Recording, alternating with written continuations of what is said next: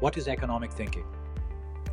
Briefly, economic thinking is the ability to process information, store and retrieve memories, and consciously take the best response and action in respect of matters involving wealth and income. Economics is domain of knowledge about management of wealth and income. Let us start with the context of economics. Economics, an English word, is derived from the Greek word oikonomia. Its meaning is household management. Aristotle, the Greek philosopher, had termed economics as a science of household management. Essentially, it brought out the mundane as well as the extraordinary institution that families are. Mundane because families go about doing the same things over and over again. Extraordinary because family is the most critical social institution. Economics is indeed a default knowledge for humans, an existential process, pride, savior, and joy. It is only being human to be competitive, better than others in something, including being the best at getting good value for one's time, effort, things, and who can secure all that they need.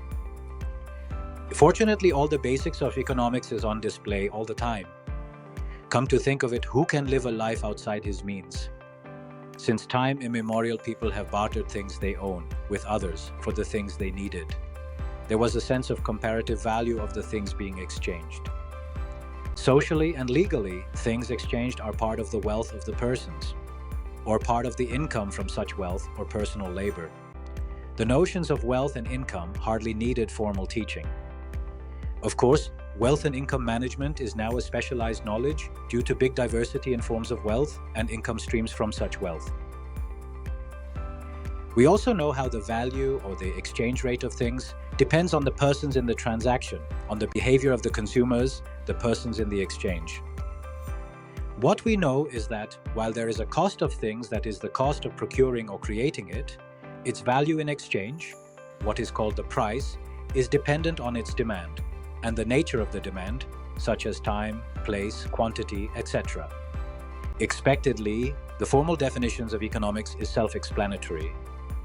Here are some definitions of economics from the Wikipedia. Jean-Baptiste Say, in 1803, defined it as the science of production, distribution, and consumption of wealth. John Stuart Mill, in 1844, defined it as the science which traces the laws of such of the phenomena of society as arise from the combined operations of mankind for the production of wealth, insofar as those phenomena are not modified by the pursuit of any other object. Examples of such other pursuits could be war, forced annexation, act of nature, etc. Alfred Marshall, in 1890, defined economics as a study of man in the ordinary business of life. It inquires how he gets his income and how he uses it. Thus, it is on the one side the study of wealth, and on the other, and more important side, a part of the study of man. Of course, this definition was broader and reflected how economics was evolving as a domain of knowledge. Lionel Robbins, in 1932, offered a definition which is quite in line with the more common current definition of the subject.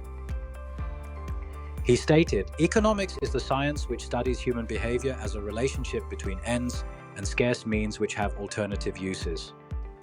This definition is what markets and pricing are, and we know how pricing is the more important axis in economics compared to the cost, for example.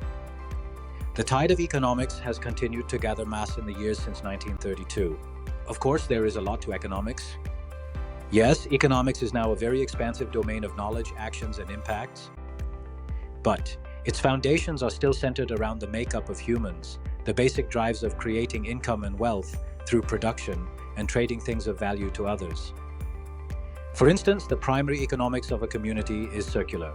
The buyer's demand and supplier's production are in a loop, feed back each other. There are more loops, producers buy labor and material from the community and sell goods and services back to the markets in the community.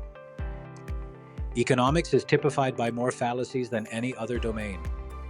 Unlike science, it is very people and community dependent in its impact, including people's motivational drivers and social setting. For instance, the impact of an economic policy could have unintended effect on people. Economics is a powerful domain because it is normative too.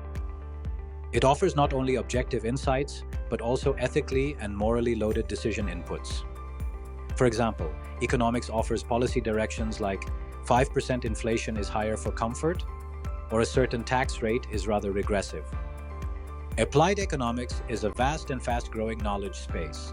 It is a popular decision support system in businesses, as well as governments, for public policy analysis and evaluation. It is also insightful for individuals in terms of insights to personal and financial decisions. Finance extensively uses economic logic, principles, and analysis. It may be the best example of applied economics.